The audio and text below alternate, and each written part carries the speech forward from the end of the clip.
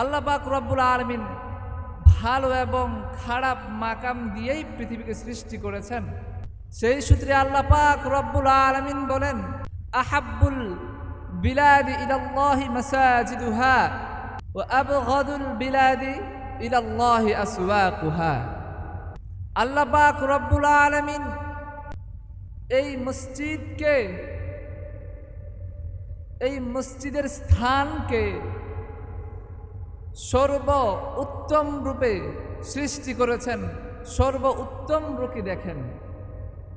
আর বাজারকে আল্লাহ পাক রব্বুল আলামিন অপছন্দনীয় নিম্নতম জায়গা হিসেবে ঘোষণা করেছেন। যে আহাব্বুল বিলাদি, আল্লাহ ভালোবাসেন বাজারকে নয়, ইলাল্লাহি মাসাজিদুহা, বরং মসজিদকে। আল্লাহ কোন স্থানকে ভালোবাসেন? সবাই বলেন, কোন স্থানকে?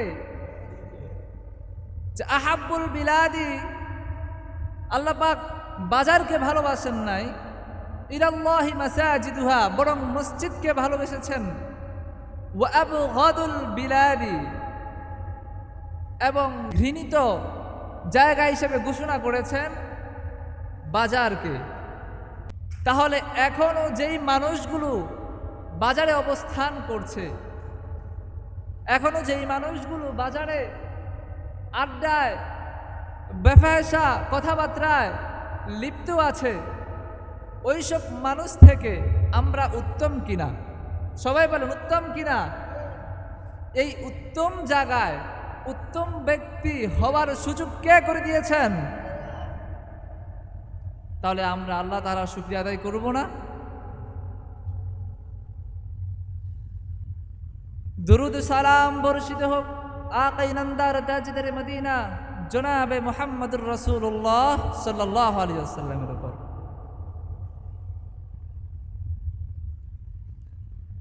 রাসূল সাল্লাল্লাহু আলাইহি ওয়াসাল্লাম বলেছেন, তোমরা কখনো বাজারের প্রথম ব্যক্তি হইও না, আবার তোমরা কখনো বাজারের শেষ ব্যক্তিও হইও না। এই কথার প্রেক্ষিতে এটাই বোঝা যায় যে রাসূল সাল্লাল্লাহু আলাইহি ওয়াসাল্লাম বলেছেন, তোমরা সবার আগে বাজারে অবস্থান করো না এবং সর্বশেষ বাজার থেকে তোমরা ফিরো না। মানে অপ্রয়োজনীয়ভাবে বাজারে থাকার কোনো সুযোগ নাই। এটা কে বারণ করেছেন? রাসূল সাল্লাল্লাহু আলাইহি ওয়াসাল্লাম বারণ করেছেন। আর রাসূল সাল্লাল্লাহু আলাইহি ওয়াসাল্লাম কে? এই রাসূল সাল্লাল্লাহু আলাইহি ওয়াসাল্লাম হচ্ছেন আমাদের ইসলামের সর্বপ্রথম ইমাম কে? জনাবে মুহাম্মদুর রাসূলুল্লাহ সাল্লাল্লাহু আলাইহি ওয়াসাল্লাম। কথা বুঝছেন? আর ইমাম শব্দের আবিধানিক অর্থ হচ্ছে পথ প্রদর্শক, নেতা। কথা বুঝে আসছে? ইমাম শব্দের অর্থ কি? পথ প্রদর্শক, যিনি আপনাকে পথ দেখিয়ে দিবেন। আর তিনি কে? তিনি হচ্ছে আপনার নেতা। ইসলামের সর্বপ্রথম নেতা কে ছিলেন? রাসূল সাল্লাল্লাহু আলাইহি ওয়াসাল্লাম। তারপর ইসলামের নেতৃত্ব দিয়েছেন যখন রাসূল সাল্লাল্লাহু আলাইহি ওয়াসাল্লাম ইন্তেকাল করেছেন, তারপরে নেতৃত্ব দিয়েছেন খোলাফায়ে রাশিদিন, 4 খলিফা। সেই ধারাবাহিকতাভাবে বর্তমানে এই জামানায় সেই ইসলামের নেতৃত্ব দিচ্ছেন আলেম উলামা। কেন আলেম উলামা নেতৃত্ব দিচ্ছেন?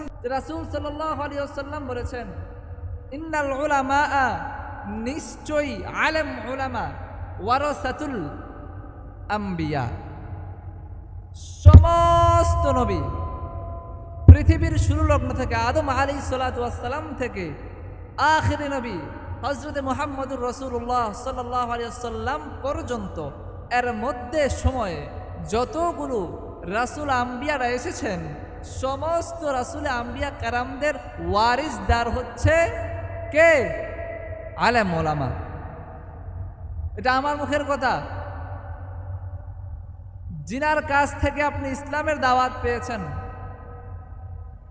জিনার সূত্রেই পৃথিবীর ইসলাম কায়েম হয়েছে, যিনি আপনার সর্বপ্রথম নেতা, তিনি এই হাদিসটা ঘোষণা করেছেন। কথা বুঝেন নাই? আমার কথা হচ্ছে আল্লাহ পাক রব্বুল আলামিন বাজারকে সর্বনিকৃষ্ট সর্বনিম্নতম জায়গা হিসাবে ঘোষণা করেছেন এবং মসজিদকে ঘোষণা করেছেন সর্বোত্তম রূপে, সর্বোত্তম জায়গা হিসাবে।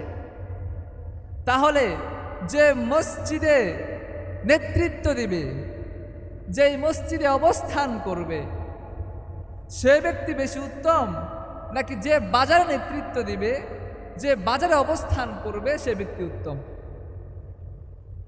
কথা বলেন না কে কে? অবশ্যই যে ব্যক্তি মসজিদে নেতৃত্ব দিবে, যে ব্যক্তি মসজিদে অবস্থান করবে সে ব্যক্তি সব থেকে উত্তম। দুঃখের সাথে বলতে হয়, আমাদের সমাজে যে মসজিদে নেতৃত্ব দেয়, যে মসজিদে অবস্থান করে, সে ব্যক্তি আমাদের চোখে একদম নিম্নতম, একদম ন্যূনতম। মানে তার থেকে নিম্ন আর মানুষ হয় না। অথচ আল্লাহ পাক রব্বুল আলামিন এই মসজিদকে উত্তম জায়গা হিসেবে ঘোষণা করেছেন। আমি কথাটা কেন বলছি, কথা ভালো করে বুঝবেন, একদম মনোযোগ দিয়ে শুনবেন। বাজার হচ্ছে নিকৃষ্ট জায়গা, নিম্নতম জায়গা। সেই বাজারের যে নেতৃত্ব দেয়, সেই বাজারের যে সভাপতি, তিনাকে দেখলে আমরা কেমন সম্মান করি, কেমন আদব দেখাই, কিভাবে কথা বলি। আর যিনি মসজিদে নেতৃত্ব দেয়, যিনি মসজিদে অবস্থান করে, তার সাথে আমরা কিভাবে কথা বলি, তার সাথে আমরা কিভাবে আচরণ করি।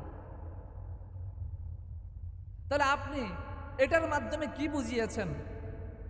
যে বাজার উত্তম জায়গা, মসজিদ নিম্নতম জায়গা, নাউজুবিল্লাহ, এটা বুঝিয়েছেন?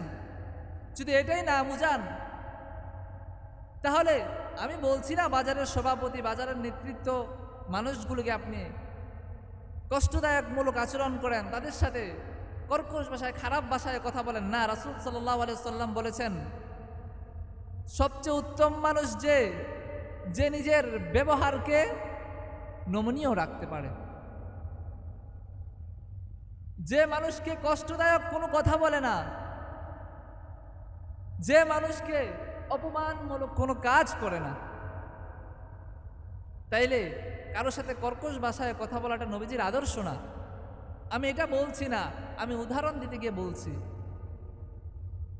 আপনি যদি বাজারের সভাপতিকে দেখে আসসালামু আলাইকুম, কেমন আছেন, নমনীয়ভাবে কথা বলতে পারেন, তাহলে আপনার মসজিদে, আপনার সমাজের মসজিদের যে নেতৃত্ব দিচ্ছে, আপনার পাশের মহল্লার মসজিদে যে নেতৃত্ব দিচ্ছে, তাকে আপনি সালাম দিয়ে সুন্দর আচরণ করতে পারেন না কেন? আপনি কি মুসলমান না? এনে সবাই মুসলমান না? যদি মুসলমান হয়ে থাকেন তাহলে আপনি নবীকে মানেন না। আরে আল্লাহ পাক রব্বুল আলামিন বলেছেন যে ইসলাম ধর্ম গ্রহণ করেছে সে যেন এই 5টি ভিত্তি মানে। প্রথম হচ্ছে লা ইলাহা ইল্লাল্লাহু ওয়া আশহাদু আন্না মুহাম্মাদান আবদুহু ওয়া রাসূলুহু। প্রথমে মানবে আমি আল্লাহ ছাড়া আর কোনো ইলাহ নেই। তারপরে সে মানবে যে হযরত মুহাম্মদ সাল্লাল্লাহু আলাইহি ওয়াসাল্লাম তিনি আল্লাহর শেষ পয়গম্বর, তিনার পরে আর কোনো পয়গম্বর আসবে না। এবং বলেছেন ওয়া ইকামাতিস সালাহ, এবং তারা যেন সালাত প্রতিষ্ঠা করে, তারা যেন সালাত আদায় করে। লা ইলাহা ইল্লাল্লাহ এইটা বলে ঈমান এনেছেন, ইসলাম ধর্মে ঢুকেছেন। এই ইসলাম ধর্মকে রক্ষণাবেক্ষণ করার জন্য তারপরে কি মানতে হবে? রাসূল সাল্লাল্লাহু আলাইহি ওয়াসাল্লাম ছাড়া আর কোনো পয়গম্বর নেই, তিনি নবী মানছেন, আপনি তিনাকে নবী মানছেন এবং তারপরে সালাত আদায় করতেছেন। আমি এখানে 2টা সূত্র দেখাচ্ছি। একটা হচ্ছে রাসূল সাল্লাল্লাহু আলাইহি ওয়াসাল্লাম নবী মানছেন, রাসূল সাল্লাল্লাহু আলাইহি ওয়াসাল্লামের মুখ থেকে যেই বাণীগুলো বাড়িয়েছে সমস্ত বাণীকে আপনাকে মানতে হবে, বিশ্বাস করতে হবে, তবেই রাসূল সাল্লাল্লাহু আলাইহি সাল্লামকে মানা হলো। তারপরে আপনার সালাত আদায় করতে হবে। এখন সালাত আদায় আপনি কার পিছনে করেন? সাহাবারা সালাত আদায় কার পিছনে করেছে? বুঝেন কথাগুলা। যখন সাহাবা আজমাই কেরামরা ইসলাম ধর্ম গ্রহণ করেছে, ইসলামের মধ্যে দাখিল হয়েছে, তখন তারা কার পিছনে নামাজ আদায় করছে? কার পিছনে? যিনি ইসলামের সর্বপ্রথম নেতৃত্ব দিয়েছেন, যিনি ইসলামের সর্বপ্রথম ইমাম, তিনি কে? রাসূল সাল্লাল্লাহু আলাইহি ওয়াসাল্লাম। রাসূল সাল্লাল্লাহু আলাইহি ওয়াসাল্লামের পিছনে তারা সর্বপ্রথম নামাজ আদায় করেছেন। সেই রাসূল সাল্লাল্লাহু আলাইহি ওয়াসাল্লামের থেকে ধারাবাহিকতাভাবে খোলাফায়ে রাশিদিনরা নেতৃত্ব দিয়েছে এবং এই জামানায় নেতৃত্ব দিবে আলেম ওলামা। এটা স্বয়ং রাসূল সাল্লাল্লাহু আলাইহি ওয়াসাল্লাম বলে গেছেন। আলেম ওলামা নেতৃত্ব দিল মানে আপনি আলেম ওলামার পিছনে সালাত আদায় করতেছেন, তাহলে আপনার নেতা ইমাম। আপনার নেতা কে? আচ্ছা, ইমামকে আমি বলছি আমার ইমাম সাহেব বলে ডাকেন, এটা আমি বলছি? কখনো বলছি কাউরে যে আমার ইমাম সাহেব ছাড়া ডাক দিয়েন না? আপনারাই তো ইমাম সাহেব বলে ডাকেন। তো মুখে আপনারা ডাকতে পারেন, অন্তর দিয়ে মানতে সমস্যা কি? বুঝেন নাই কথা? তাহলে সেই ইমামের ভুল, সেই ইমামকে আমরা আদেশমূলক কথা বা কাজ কিভাবে দিই? যদি রাসূল সাল্লাল্লাহু আলাইহি ওয়াসাল্লাম বেঁচে থাকতেন, তাহলে আপনি কি রাসূল সাল্লাল্লাহু আলাইহি ওয়াসাল্লামকে কোনো ভুল ধরতে পারতেন? তাকে কোনো কাজের আদেশ করতে পারতেন? তাকে কষ্টদায়কমূলক কোনো কথা বলতে পারতেন?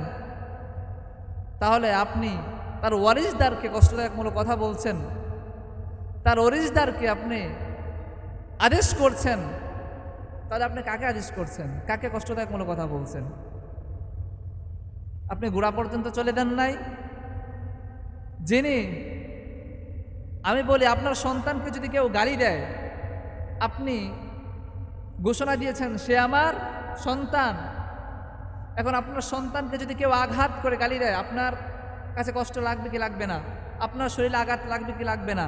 তাহলে যেখানে রাসূল সাল্লাল্লাহু আলাইহি ওয়াসাল্লাম বলেছেন ইন্নাল উলামা ওয়ারাসাতুল আম্বিয়া, আমি যখন ইন্তেকাল করব, আমার অনুপস্থিতিতে এই ইসলামের নেতৃত্ব দিবে, এই ইসলামের অংশীদার হবে একমাত্র আলেম উলামা। তাহলে যখন আলেম উলামার শানে কোনো অপমানমূলক কথা হয়, কোনো আলেম উলামার সাথে যদি কোনো কষ্টদায়ক ব্যবহার করা হয়, তাহলে এটা রাসূল সাল্লাল্লাহু আলাইহি ওয়াসাল্লাম পর্যন্ত পৌঁছতো কিনা? আর আপনি রাসূল সাল্লাল্লাহু আলাইহি ওয়াসাল্লামকে কষ্ট দিয়ে আপনি যতই সালাত আদায় করেন না কেন, যতই সুন্নতের পাবন্দি করেন না কেন, আপনি ওই মহৎ আল্লাহর কাছ থেকে পাবেন? আল্লাহ পাক রব্বুল আলামিন কিন্তু মানুষকে বেছে বেছে জান্নাতে প্রবেশ করাবেন না, বরঞ্চ রাসূল সাল্লাল্লাহু আলাইহি ওয়াসাল্লামের উপরে দায়িত্ব দিয়ে দিবেন, আপনি নিয়ে যান, আপনার কতগুলো উম্মত জান্নাতে নিয়ে যেতে পারেন। বলেন না সুবহানাল্লাহ। তাহলে জান্নাতে ঢুকবেন যে কার মাধ্যমে? জান্নাতে কে ঢুকাবেন? আল্লাহ পাক রব্বুল আলামিন কার মাধ্যমে আপনাকে জান্নাতে ঢুকাবে? বুঝেন নাই কথা? আর আল্লাহ পাক রব্বুল আলামিন বলেছেন, আমি মুহাম্মদকে সৃষ্টি না করলে হয়তো এই পৃথিবী সৃষ্টি করতাম না। তার মানে এই পৃথিবী সৃষ্টি করার সূত্র মুহাম্মদ সাল্লাল্লাহু আলাইহি ওয়াসাল্লাম। তাহলে মর্যাদাশীল মুহাম্মদ সাল্লাল্লাহু আলাইহি ওয়াসাল্লাম থেকে আর কেউ হতে পারে? কথা বলেন, মুহাম্মদ সাল্লাল্লাহু আলাইহি ওয়াসাল্লাম থেকে আর উত্তম মানুষ হতে পারে? যিনাকে সৃষ্টি না করলে হয়তো পৃথিবী সৃষ্টি করতেন না আল্লাহ। তাহলে তিনাকে কষ্ট দিয়ে আপনি জান্নাতের আশা করতে পারবেন? দেখেন আল্লাহ পাক রব্বুল আলামিন একটা ইমামকে কতটুকু মর্যাদা দান করেছেন, যে আল্লাহ পাক রব্বুল আলামিন নামাজকে পৃথিবীর শ্রেষ্ঠ ইবাদত বলে ঘোষণা করেছেন। আল্লাহ পাক রব্বুল আলামিন বলেছেন, মা তারাকা সালাতাম মুতাআম্মিদান ফাকাদ কাফারা। যে ব্যক্তি ইচ্ছাকৃতভাবে সালাত ছেড়ে দিল, যে ব্যক্তি ইচ্ছাকৃতভাবে সালাত পড়ল না, সে ব্যক্তি আমার মুসলমানের অন্তর্ভুক্ত হতে পারে না। এইটা একদম ঈমানের জায়গায় চলে গেছে নামাজটা। তাহলে নামাজ থেকে উত্তম আর কোন ইবাদত হতে পারে? সেই সর্বশ্রেষ্ঠ ইবাদত নামাজের নেতৃত্ব স্থানে রেখেছেন আল্লাহ পাক রব্বুল আলামিন একজন আলেমকে, একজন জ্ঞানী ব্যক্তিকে। তাহলে আল্লাহ পাক রব্বুল আলামিন একজন ইমামকে এতটা মর্যাদা দান করেছেন, এবং একজন ইমাম কতটা দায়িত্বপূর্ণ, কতটা দায়িত্ববান। সে আপনার জান্নাত জাহান্নাম, আপনার আখিরাতকে সামনে নিয়ে দাঁড়ায়। বুঝেন নাই কথা? ইমাম যদি নামাজ ভুল করে, আপনার নামাজ ভুল হয়ে যাবে। ইমাম যদি সঠিক নামাজ আদায় করে, আপনার নামাজও সঠিক হয়ে যাবে। আল্লাহ পাক রব্বুল আলামিন জামাতের সাথে নামাজ আদায় করাকে অত্যন্ত গুরুত্বপূর্ণভাবে আদেশ করেছেন,